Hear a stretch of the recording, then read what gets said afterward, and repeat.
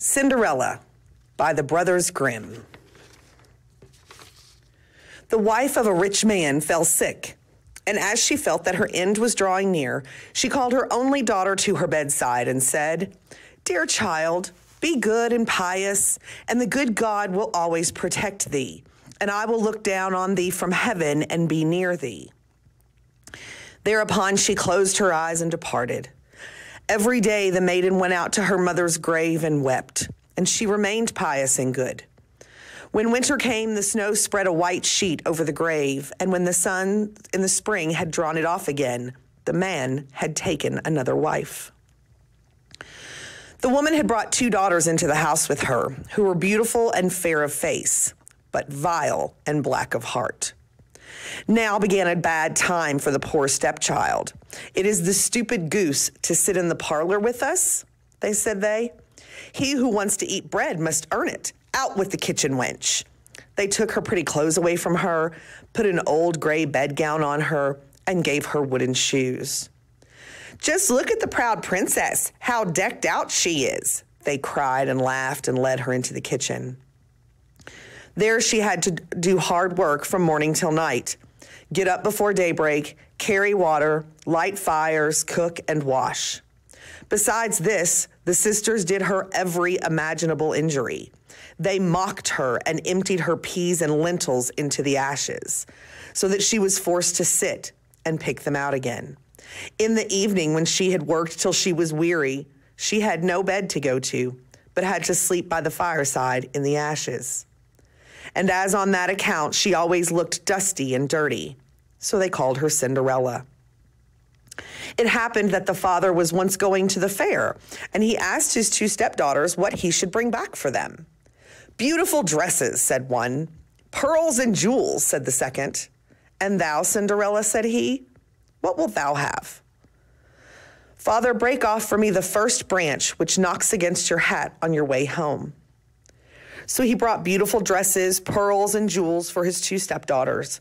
And on his way home, as he was riding through a thick green thicket, a hazel twig brushed against him and knocked off his hat. Then he broke off the branch and took it with him. When he reached home, he gave his stepdaughters the things which they had asked for, and to Cinderella he gave the branch from the hazel bush. Cinderella thanked him, went to her mother's grave, and planted the branch on it, and wept so much that the tears fell down on it and watered it. It grew, however, and became a handsome tree. Thrice a day Cinderella went and sat beneath it, and wept and prayed. And a little white bird always came on the tree, and if Cinderella expressed a wish, the bird threw down to her what she had wished for. It happened, however, that the king appointed a festival which was to last 3 days, and to which all the beautiful young girls in the country were invited, in order that his son might choose himself a bride. When the 2 stepsisters heard that they too were to appear among the number, they were delighted. They called Cinderella and said, "Comb our hair for us, brush our shoes, and fasten our buckles, for we are going to the festival at the king's palace." Cinderella obeyed, but wept, because she too would have liked to go with them to the dance. And she begged her stepmother to allow her to do so. "Thou go, Cinderella," said she. "Thou art dusty and dirty, and wouldst go to the festival? Thou hast no clothes and shoes, and yet would dance." As, however, Cinderella went on asking, the stepmother at last said, "I have emptied a dish of lentils into the ashes for thee. If thou hast picked them out again in 2 hours, thou shalt go with us." The maiden went through the back door into the garden and called, "You tame pigeons, you turtle doves, and all you birds beneath the sky, come and help me pick the good into the pot, the bad into the crop." Then 2 white pigeons came in by the kitchen window, and afterwards the turtle doves, and at last all the birds beneath the sky came whirring and crowding in and alighted amongst the ashes. And the pigeons nodded their heads and began to pick, pick, pick, and the rest began to also pick, pick, pick, pick, pick, and gathered all the good grains into the dish. Hardly 1 hour had passed before they had all finished and flown out again. Then the girl took the dish to her stepmother and was glad and believed that now she would be allowed to go with them to the festival. But the stepmother said, No, Cinderella, thou hast no clothes, and thou canst not dance. Thou wouldst only be laughed at. And as Cinderella wept at this, the stepmother said, If thou canst pick 2 dishes of lentils out of the ashes for me in 1 hour, thou shalt go with us. And she thought to herself, that she most certainly cannot do. When the stepmother had emptied the 2 dishes of lentils among the ashes, the maiden went through the back door into the garden and cried, You tame pigeons, you turtle doves, and all of you birds under heaven, come and help me to pick the good into the pot, the bad into the crop. Then 2 white pigeons came in by the kitchen window, and afterwards the turtle doves, and at length all birds beneath the sky, came whirring and crowding in, and alighted amongst the ashes. And the doves nodded with their heads and began pick, pick, pick, and the others also began pick, pick, pick, pick, and gathered all the good seeds into the dishes. And before half an hour was over, they had already finished, and all flew out again. Then the maiden carried the dishes to the stepmother and was delighted and believed that she might now go with them to the festival. But the stepmother said, All this will not help. Thou goest not with us, for thou hast no clothes and canst not dance. We should be ashamed of thee. On this, she turned her back on Cinderella and hurried away with her 2 proud daughters. As no one was now at home, Cinderella went to her mother's grave beneath the hazel tree and cried, Shiver and quiver, my little tree, silver and gold, throw down over me. Then the bird threw a gold and silver dress down to her, and the slippers embroidered with silk and silver. She put on the dress with all speed and went to the festival. Her stepsisters and the stepmother, however, did not know her, and thought she must be a foreign princess, for she looked so beautiful in the golden dress. They never once thought of Cinderella and believed that she was sitting at home in the dirt, picking lentils out of the ashes. The prince went to meet her, took her by the hand, and danced with her. He would dance with no other maiden and never left loose of her hand. And if anyone else came to invite her, he said, This is my partner. She danced till it was evening, and then she wanted to go home. But the king's son said, I will go with thee and bear thee company, for he wished to see to whom the beautiful maiden belonged. She escaped from him, however, and sprang into the pigeon house. The king's son waited until her father came, and then he told him that the stranger maiden had leapt into the pigeon house. The old man thought, Can it be Cinderella? And they had to bring him an axe and a pickaxe that he might hew the pigeon house to pieces.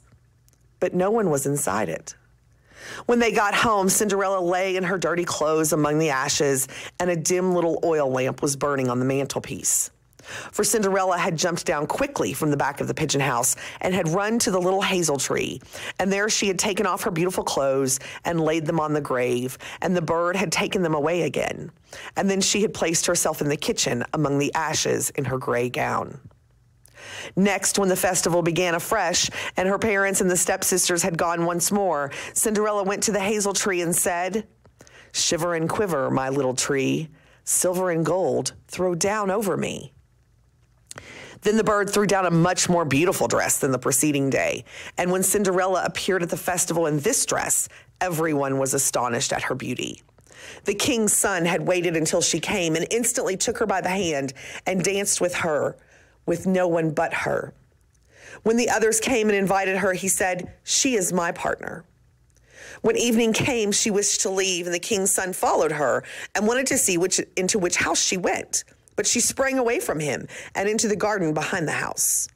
Therein stood a beautiful tree on which hung the most magnificent pears.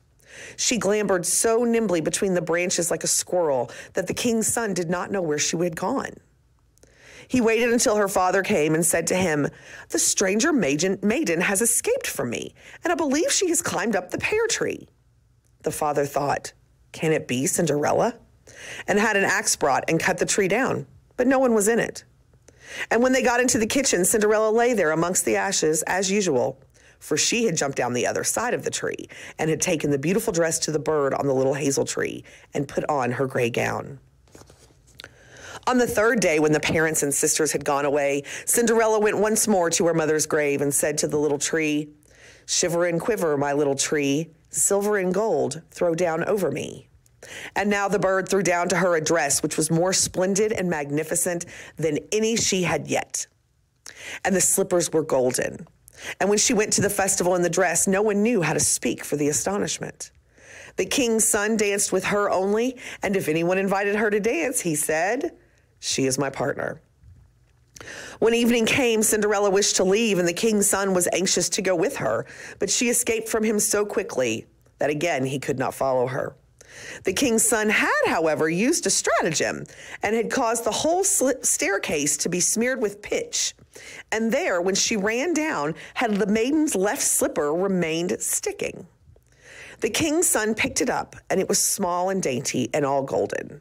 The next morning he went with it to his father and said to him, "No one shall be my wife but she whose foot this golden slipper fits." Then the two sisters were glad, for they had pretty feet. The eldest went with the shoe into her room and wanted to try it on, and her mother stood by, but she could not get her big toe into it, and the shoe was too small for her. Then her mother gave her a knife and said, "Cut the toe off. When thou art queen, thou wilt have no more need to go on foot." The maiden cut the toe off, forced the foot into the shoe, swallowed the pain, and went out to the king's son. Then he took her on his horse as his bride and rode away with her. They were obliged, however, to pass the grave, and there on the hazel tree sat the two pigeons and cried, turn and peep, there's blood within the shoe. The shoe is too small for her. The true bride waits for you." Then he looked at her foot and saw how the blood was streaming from it. He turned his horse round and took the false bride home again, and said she was not the true one, and that the other sister was to put the shoe on. Then this one went into her chamber and got her toes safely into the shoe, but her heel was too large. So her mother gave her a knife and said, "Cut a bit off thy heel. When thou art queen, thou wilt have no more need to go on foot." The maiden cut a bit off of her heel. When thou art forced her foot into the shoe, swallowed the pain, and went out to the king's son. He took her on his horse as his bride and rode away with her. But when they passed by that hazel tree, the two pigeons sat on it and cried, turn and peep, there's blood within the shoe. The shoe is too small for her. The true bride waits for you." He looked down at her foot and saw how the blood was running out of her shoe and how it had stained her white stocking. Then he turned his horse and took the false bride home again. "This also is not the right one," said he. "Have you no other daughter?" "No," said the man. "There is still a little stunted kitchen wench, which my late wife left behind her, but she cannot possibly be the bride." The king's son said he was to send her up to him, but the mother answered, "Oh no, she is much too dirty. She cannot show herself." He absolutely insisted on it, and Cinderella had to be called. First she washed her hands and face clean, and then went and bowed down before the king's son, who gave her the golden shoe. Then she seated herself on a stool, drew her foot out of the heavy wooden shoe, and put it into the slipper, which fit like a glove. And when she rose up and the king's son looked at her face, he recognized the beautiful maiden who had danced with him and cried, "That is the true bride!" The stepmother and the two sisters were terrified and became pale with rage. He, however, took Cinderella on his horse and rode away with her. As they passed by the hazel tree, the two white doves cried, turn and peep, no blood is in the shoe. The shoe is not too small for her. The true bride rides with you." And when they had cried that, the two came flying down and placed themselves on Cinderella's shoulders, one on the right, the other on the left, and remained sitting there. When the wedding with the king's son had to be celebrated, the two false sisters came and wanted to get into favor with Cinderella and share her good fortune.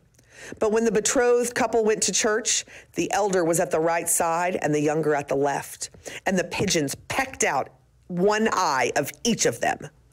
Afterwards, as they came back, the elder sister was at the left and the younger sister at the right. And then the pigeons pecked out the other eye from each. And thus, for their wickedness and falsehood, they were punished with blindness for as long as they lived. The end.